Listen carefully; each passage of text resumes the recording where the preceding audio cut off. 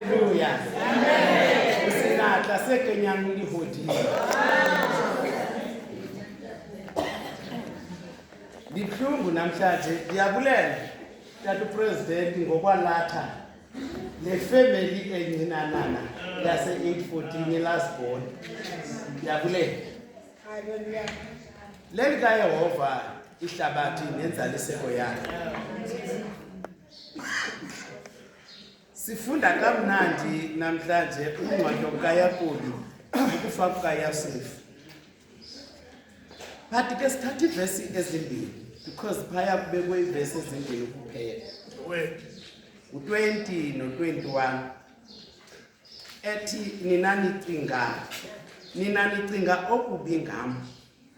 Ke yena uThixo wocinga okulungileyo ukuze nithi njengokwenza namhla usinde abantu abaninzi. Ngoko musani ukoyika ndonondla nina nentsapho zenu. Wabathuthuzela ke wathetha kakuhle nabo. Eli lilizwi likaThixo lize lithi nanganxibi nifumaneke ninganxibanga linambathise. Kwakuphela ukudla libe kukutya. Ndiyavuya ngoba ndikulo mntana onguye okhulela kule sekethe. Ndanelizwi theme ethi tatam be still apha ebomini.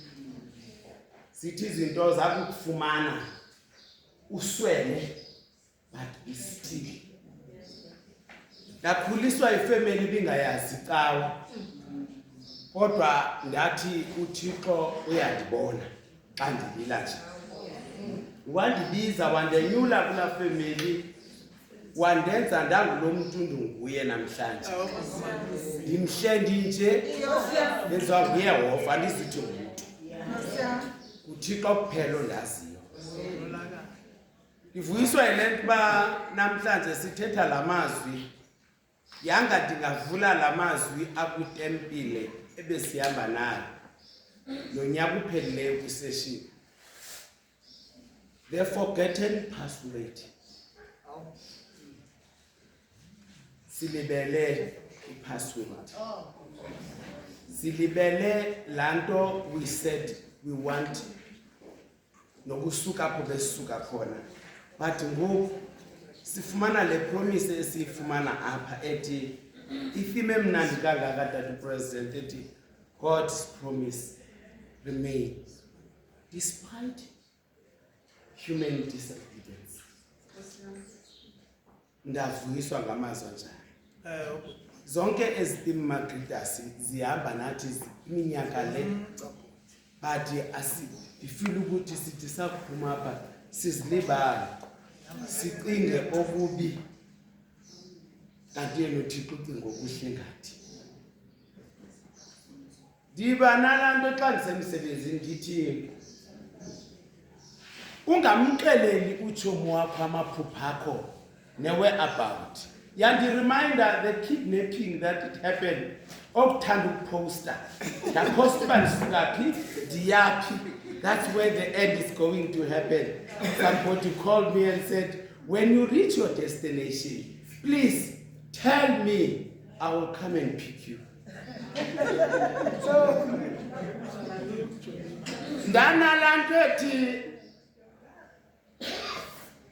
uzungamxeleli utshomi wakho uba uyaphi nendlela owenza ngayo izinto nobuhle uThixo abenza kuwe kodwa engakuboni engakwazi but yena lo hleli naye mabhebheza umfumana into kokuba akacingi le nto uyicingayo wena akasikwenza le nto uzoyenza masifuna uThixo esenokufumaneka.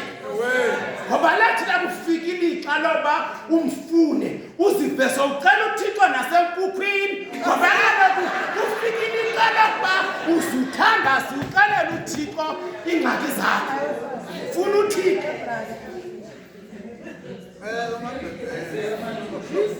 Mfuna uThixo afumaneke. uMoses ubhala la mazwi hakumnandanga, but he still at what to believe in. Do yiba nalantu ba ndinemfihlelo yam ndodwa, ndithethe noThixo wam. Kuthi kwabonakala phaa ekhaya undivese sithi kanti uYesu uyandibona xa ndilila nje. Sesishiyeke nomama ke ngoku, umama ovuthela umsi uba ndithe ndiye econventionini undifuna yonke into. Mntanam kuthiweni econventionini? Ntoni ibithethwe econvention? Wena utheni? Uphume njani? Ndanale nto uba ndathi I think uThixo ndiphiwa nobuphiwo bam ndize kuThixo ndizenekile ndisithi ndize ndingento yalutho, kodwa wena Thixo wandithatha wandibeka kule ndawo ifanele uba mandibe kuyo. Magildas, ningabi bahle kuphela, bani bahle inside. Ngoba dinalento Sister Gloria ndithi umzimba wethu uyitempele. That is why I said I'm bringing the Northern Grand Temple, because siyitempele kaThixo. NokuThixo ungamlahla umshiyi, akakushiyi uThixo. But basithi abantu ababa wrong siphume endleleni simshiye uThixo. Kodwa phinda thini angafani nomuntu wasehlabathini ongasophinde akususe athi suka. Ugqiba ukuthi umama asikwazi nokwesulana nentonga, ngoba kaloku ujonge uyimira kaSamboti. There was brother Nolakane a time apho eseketheni nangena kuyo eKagiso, waza umfundisi nebhokisi enemira usebusuku in the middle of the night. Revival convention so wayibeka apha wathi make shumayela wathi wavula le bhokisi kancinci kunemira apha ekujongile wathi zijonge uThixo ukuthathe phi wabeka phi zijonge. Izothenjwa sister Ninathele executive, sizoqala ibomo obutsha. Sister Brother Vice izochange i-executive, but uThixo ininzi ingcinga ngawe nento afuna ukusithetha. Thina xa ndithanda zizolo ndafaka into ethi ubaleke uYoshua wabalekela emzini apho kuthengiswa yonke into. Ndifuna ukuzithetha ngoba secaweni uthengiswa yonke into kulo mzi, kodwa wangena uYoshua wangena siqe inside ebaleka mayiphutha ezombulala. Wathi xa ephuma wangena wafika kulo mzi kunentsangu. Abanye babuzityo bakuba yintoni intsangu emampondweni? Yes, sinayo.